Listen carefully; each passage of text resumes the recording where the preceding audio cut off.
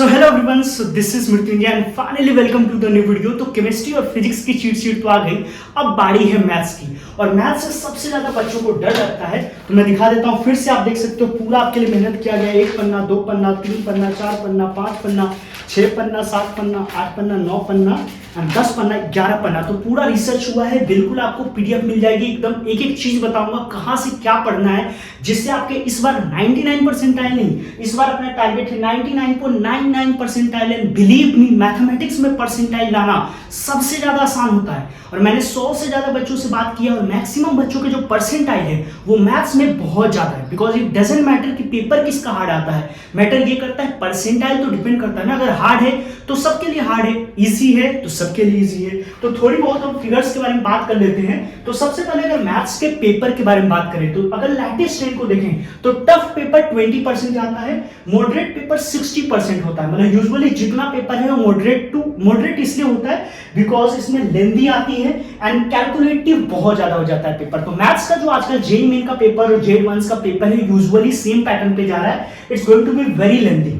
Okay, and coming to the easy part, it's just 20% ऐसे questions होते हैं जिनको हर एक बच्चा कर सकता है। जैसे स्टैटिस्टिक्स वगैरह का हो गया, सेट रिलेशन का कोई क्वेश्चन हो गया, तो वो क्वेश्चंस होते हैं जिसको कोई भी कर लेता है। लेकिन जनरली अगर पेपर देखा जाए तो मॉडरेट लेवल पे जाता है, जो लिटरली डिफिकल्ट होता है। अगर आपने पढ़ा नहीं है तो डेफिनेटली आपके लिए प्रॉब्लम आ सकती है।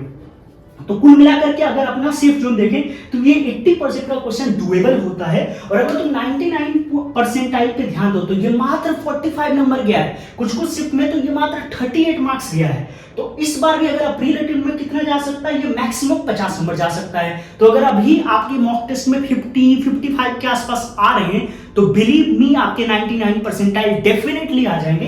बट मैं जो चीट शीट आपसे शेयर करूंगा, अगर वो आप कर लोगे तो आपके बन जाएंगे यहाँ पे 99.99 परसेंटाइल। और ये मैं मजाक में नहीं बोल रहा हूँ। अगर आपकी 60, 65, 70 ऐसे मार्क्स बनने लगे तो आपका कोई नहीं रोक सकता है 99.99 परसेंटाइल। बिकॉज बच्चे लिटरली छोड़ने वाले मैथ्स को, वो फिजिक्स एंड केमिस्ट्री में ही लगे हुए। तो बिना किसी टाइम वेस्ट करते हुए अब चलते हैं और देख लेते हैं कौन कौन से इंपॉर्टेंट पॉइंट है। इससे पहले मैं आगे बढ़ूं, प्लीज अगर यहां तक पहुंच गए हो तो वीडियो को लाइक करो। Because being a chemistry teacher it's very hard for me to go and research everything. ठीक है, तो इतना मेहनत के लिए एक लाइक तो बनता है। प्लीज लाइक जरूर करें एंड चैनल पे नए हो तो सब्सक्राइब करें। बिकॉज जितने भी अपडेट्स होते हैं, जितने भी जेन्युइन कंटेंट होते हैं, जितने भी रिसर्च होती है, वो इस चैनल पे आपके लिए डेफिनेटली होती है। ओके, तो एक बार देख लेते हैं कि चैप्टर्स कौन है और जनवरी 2025 में कितने क्वेश्चंस पूछे गए हैं, 2021 से 2024 तक में कितने क्वेश्चंस पूछे गए। तो सबसे इंपॉर्टेंट टॉपिक है, आप सबको पता है, 3 डायमेंशनल। यहाँ पे हर क्वेश्चन पर शिफ्ट 1.7 है एंड 2021 से 2024 तक अगर बात करें तो 2.5 का एवरेज है। उसके बाद सीक्वेंशियल सीरीज एंड सिमिलरली आप देख सकते हो, then definite integration, then vectors, probability, binomial theorem, straight line, area under the curve, एक क्वेश्चन एकदम रहता ही रहता है। Then set and relation, differential equation, permutation and combination, function हो गया, complex number, parabola, matrices, quadratic equation, limit, continuity and differentiability, determinant, inverse trigonometric function, ellipse, circle, AOD, hyperbola, trigonometry, indefinite integration and statistics, जो कि काफी ज्यादा आसान होता है। जिस पे स्टार लगा हुआ है उन सारे चैप्टर्स को कर लेना। हालांकि मैंने और आसान कर दिया। मान लो आप ऐसे बच्चे हो जिसने कुछ भी प्रिपरेशन नहीं करा है और उसको ऐसा है कि 40 से 45 नंबर चाहिए, जो कि आप देख सकते हो कि 45 मार्क्स पे 99 परसेंटाइल बन गई है। तो अगर आपको 98 परसेंटाइल के आसपास का एवरेज चाहिए तो ये चैप्टर्स जरूर कर लेना। Like vector and 3D minimum 3 questions मिल सकते हैं, quadratic equation minimum 2 question, set relation and function minimum 1 question, binomial theorem से बात करो तो 2 क्वेश्चन, सीक्वेंस सीरीज 2 क्वेश्चन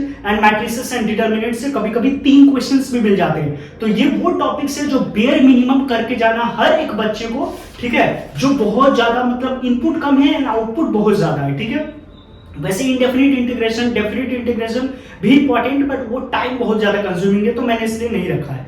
अब हम बात करते हैं इंपॉर्टेंट सब टॉपिक्स की। भैया कौन कौन से टॉपिक्स है जिनको मैं कर लूं तो मेरे मार्क्स श्योर शॉर्ट बन जाएंगे। क्योंकि मैथ्स केमिस्ट्री की तरह नहीं होता है, आपको सिर्फ वही टॉपिक पढ़ना है, वहीं से क्वेश्चन दो तीन कर लो and you are good to go.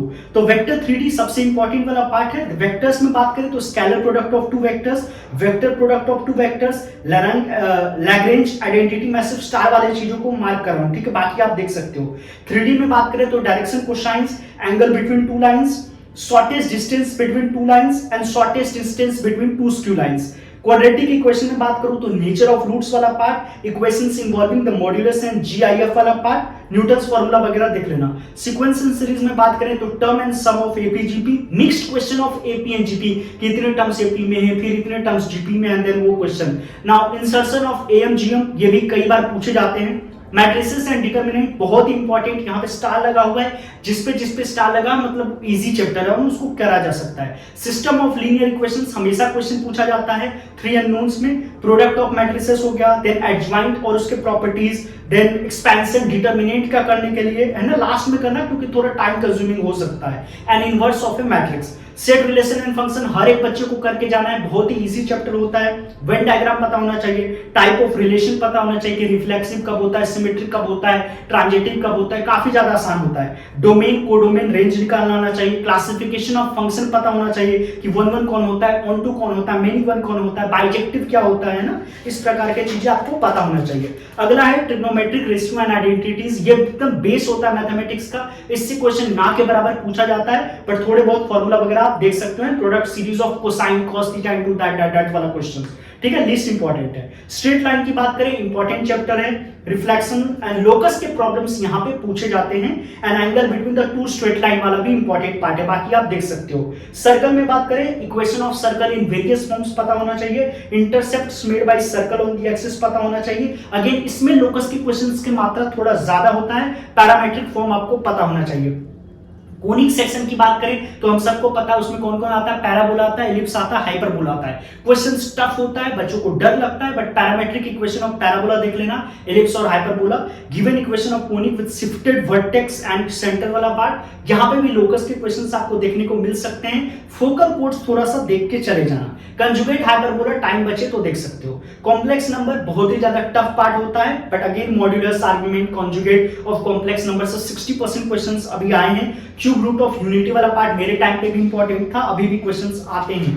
Basics complex number का आपको पता होना चाहिए। इनवर्स ट्रिग्नोमेट्रिक फंक्शन में बात करें तो properties of inverse trigonometric function that is very much important. Then trigonometric substitution पता होना चाहिए इनवर्स ट्रिग्नोमेट्रिक फंक्शन में, और उसके इंटर कन्वर्जंस आपको पता होने चाहिए। स्टैटिस्टिक बहुत ही इजी पार्ट, एकदम रिपीटेड क्वेश्चन होते हैं। स्टैंडर्ड डेविएशन, वेरिएंस पता होना चाहिए, मीन डेविएशन पता होना चाहिए, एंड मीन मीडियन मोड के बीच में जो रिलेशन होता है वो जरूर पता होना चाहिए। परम्यूटेशन एंड कॉम्बिनेशन अगर आपके पास दिमाग है तो डेफिनेटली आप कर लोगे, अदरवाइज डेफिनेटली हार्ड लग सकता है। इसमें भी एडिशन मल्टीप्लिकेशन वाला जो फंडामेंटल प्रिंसिपल ऑफ काउंटिंग है पता होना चाहिए आपको। एनपीआर एनसीआर का रिलेशन पता होना चाहिए। बेगर मेथड देख के जाना, रैंक वाला प्रॉब्लम, डिक्शनरी वाला प्रॉब्लम, ये सब देखने जाना। Arrangement of the A like object देख करके जाना। प्रोबेबिलिटी की बात करें अगेन, अगर आपके पास दिमाग है तो डेफिनेटली ये आपका इजी हो जाएगा। Addition and multiplication theorem, conditional probability important है, बेस थ्योरम इंपॉर्टेंट है, ठीक है, बाकी थोड़ा बहुत देख लेना। बाइनोमियल थ्योरम इजी चैप्टर है, इसमें डिविजिबिलिटी वाले प्रॉब्लम्स देख लेना, k term from the end वाला देख लेना, एंड बाइनोमियल एक्सप्रेशन देख सकते हो, है ना, बाकी उतना कुछ खास इंपॉर्टेंट नहीं है। डिफरेंशियल इक्वेशन की बात करें, ऑर्डर एंड डिग्री निकालना आना चाहिए आपको। Linear differential equation most important, Bernoulli form पता होना चाहिए, एंड वेरिएबल सेपरेबल बहुत ज्यादा इंपॉर्टेंट है। Now coming to the limit, continuity and differentiability, तो इसमें 0/0 एंड इन्फिनिटी फॉर्म आप देख करके जाना। Then continuity and differentiability in an interval, specially questions involving the GIF, greatest integer function वाले, एल हॉपिटल रूल देख के जाना। सक्सेसिव डिफरेंशिएशन करने के लिए आना चाहिए। एओडी की बात करें तो monotonicity of a function at a point and any interval, ये देख करके जाना। एप्लीकेशन पता होना चाहिए मैक्सिमा एंड मिनिमा का, बस काफी है। नंबर ऑफ रूट्स भी देख सकते हो, ठीक है। लास्ट पार्ट इंटीग्रल कैलकुलस, ये वाला एकदम लास्ट में करना, अगर आप बहुत ज्यादा तेज हो तभी करना। और इसमें भी मैं बताऊंगा कि area under the curve, basically application of integral कर लेना, बिकॉज उसमें एक ही पैटर्न है और उसके क्वेश्चंस हमेशा फ्लैट मैच कर जाते हैं। तो पहले इनडेफिनिट इंटीग्रेशन की बात करें तो इंटीग्रेशन बाय पार्ट्स वाला पार्ट देख सकते हो। डेफिनिट इंटीग्रेशन से क्वेश्चन हमेशा आते हैं, बट टॉपर लोग कर सकते हो। तुम लोग प्रॉपर्टीज ऑफ डेफिनिट इंटीग्रल अच्छे से कर लेना, ठीक है। उसमें एस्टिमेशन ऑफ डेफिनिट इंटीग्रेशन के भी क्वेश्चन आते हैं, एंड ये वाला पार्ट हर कोई कर सकता है। Application of integral, area enclosed between two और मोर कर्व्स, मतलब जब मैंने जेईई में दिया था और अभी तक हमेशा इसके क्वेश्चंस आते ही आए।